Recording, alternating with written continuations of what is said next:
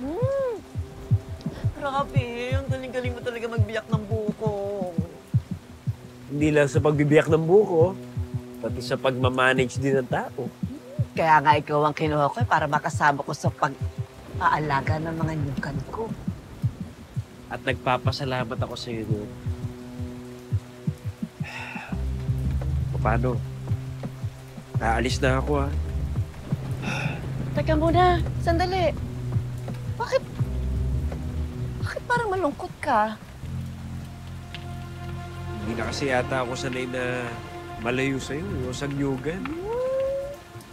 At saka, Sige na, sabihin mo na sa akin kung anong problema mo.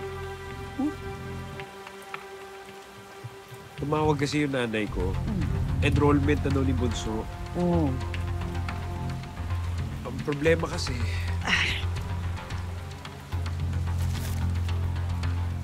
O ito ang 20,000, ha?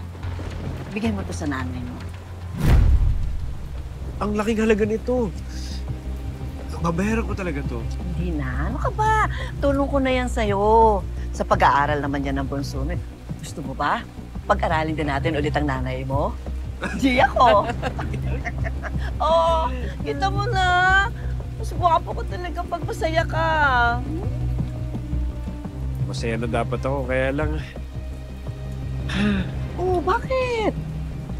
May problema pa ba? Ano? naalala ko lang kasi yung bahay namin eh. Hindi pa kasi bayad eh. Tagal na kasi ako hindi nakakapagtrabaho sa restaurant eh. Kaya hindi ko pa nababayaran eh. Ayaw ko kasi malayo sa'yo eh. Yung sweldo ko sana eh. Yung gagamitin ko pang bayad ng utang namin sa bahay. Kaya gagawin ko. O, ayan.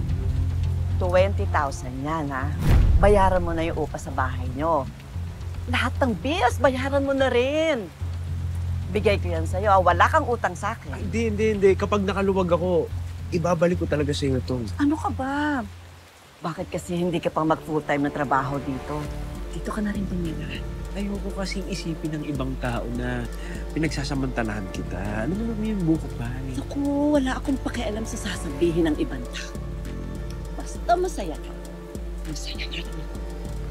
Doon tayo. Tama. Hmm. Sige, mauna na talaga ako kahit ayokong mamiss ka.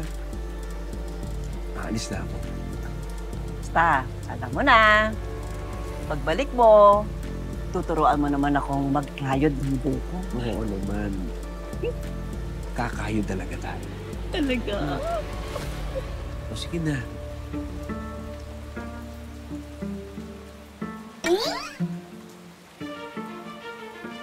Sige na.